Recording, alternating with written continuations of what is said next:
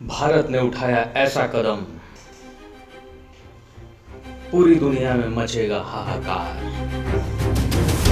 क्योंकि भारत ने गेहूं के बाद अब चावल के निर्यात पर रोक लगा दी।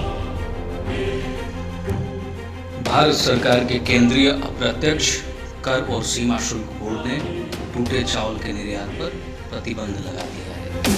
इतना ही नहीं, बासमती और उबले चावल को छोड़कर बाकी सभी प्रकार के चावल का निर्यात करने पर 20% शुल्क भी अदा करना होगा। यह बदलाव तत्काल प्रभाव से लागू हो गया है। सरकार की इस घोषणा का असर घरेलू बाजार की कीमतों पर पड़ेगा।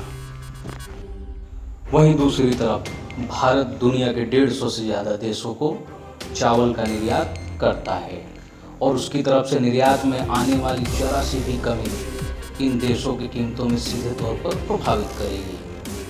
पहले से ही खाने पीने के सामान की कीमतों में बेतहाशा वृद्धि चल रही दुनिया के सामने यह एक बड़ी समस्या हो सकती है। इसके पीछे भारत सरकार का तर्क है कि औसत से कम मानसून बारिश होने के कारण स्थानीय बाजारों में चावल की कीमत बढ़ सकती है। इसी पर लगाम लगाने के लिए भारत की ओर से निर्यात पर रोक लगाई गई है। वहीं इसका असर दुनिया भर के बाजारों में महंगाई के रूप में देखने को मिल सकता है। कभी ऐसा भी समय था जब भारत गेहूं और चावल को आयात करता था। बात अप्रैल 1937 में भारत से बर्मा के विभाजन के समय की है, जब भारत ने अपना सबसे अच्छा चावल उत्पादक क्षेत्र खो दिया और बर्मा से 15 से 20 लाख टन चावल आयात करना पड़ा।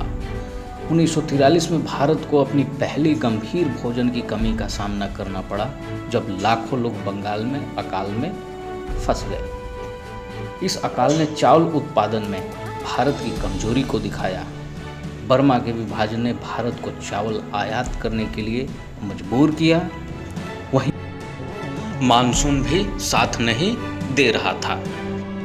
यानी हम कह सकते हैं कि 1920 के बाद से भारत में जनसंख्या में तेजी से वृद्धि का होना और 1937 में बर्मा का अलग हो जाना, इसके अलावा ठीक 10 साल बाद यानी 1947 में पाकिस्तान का अलग होना और मानसून का साथ न देना और फसलें खराब हो जाना, ये सब भारत में खाद्य समस्या को जन्म दे रहे थे और हुआ भी यही।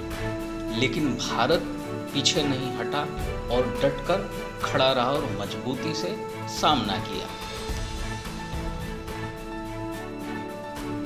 1970 के दशक में भारत ने खाद्यान्न के मामले में आत्मनिर्भरता हासिल की और 1990 आते आते यह लगातार सुनिश्चित करने में सक्षम रहा कि भारत की पूरी आबादी के लिए भोजन पर्याप्त मात्रा में उपलब्ध है। यानी दूसरे शब्दों में कहे तो वह दूध, दाल और बाजरा का दुनिया का सबसे बड़ा उत्पादक देश बन गया।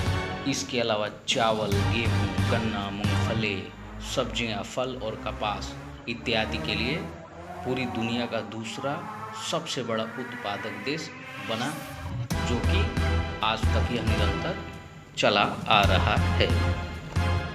आज भारत 150 से ज़्यादा देशों को चावल निर्यात करता आया है, लेकिन औसत से कम मानसून बारिश होने के कारण और यहाँ घरेलू बाज़ारों में चावल की बढ़ती कीमतों पर लगाम लगाने के लिए भारत सरकार ने निर्णय लिया है कि टूटे चावल का निर्यात नहीं किया जाएगा।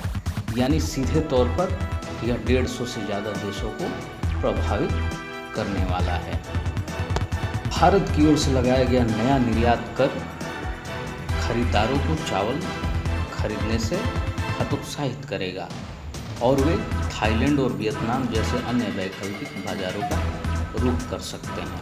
हाँ, यह जरूर है कि यह उन देशों के लिए एक अच्छी खबर हो सकती है, क्योंकि वियतनाम और थाईलैंड अपना निर्यात बढ़ाने की कोशिश में जुटे हुए हैं। आज भारत चीन के बाद दुनिया का सबसे दूसरा बड़ा चावल का उत्पादक देश है और दुनिया के चावल बाजार में भारत की हिस्सेदारी करीब 40% है। हमारे देश ने वित्त वर्ष 2021-22 में कुल चावल निर्यात 126.53 लाख मीट्रिक टन हुआ, जिसमें 39.4 लाख मीट्रिक टन बासमती चावल था। भारत का मुकाबला थाईलैंड, वियतनाम, पाकिस्तान और म्यांमार से होता है, लेकिन भारत में इस बार मानसून कमज़ोर रहा है और बारिश सामान्य से कम हुई है। ऐसे में पश्चिम बंगाल, बिहार और उत्तर प्रदेश में धान की बुआई या तो बहुत कम हुई या फिर देरी से हुई है। ऐसे में चावल के उत्पादन को लेकर चिंताएं जताई जा रही है। वर्ष 2021 में भारत का चावल निर्यात रिकॉर्ड 2.15 करोड़ टन पर पहुंच गया था, जो दुनिया के बाकी 4 बड़े निर्यातकों यानी थाईलैंड, वियतनाम, पाकिस्तान और अमेरिका के कुल निर्यात से भी ज़्यादा है।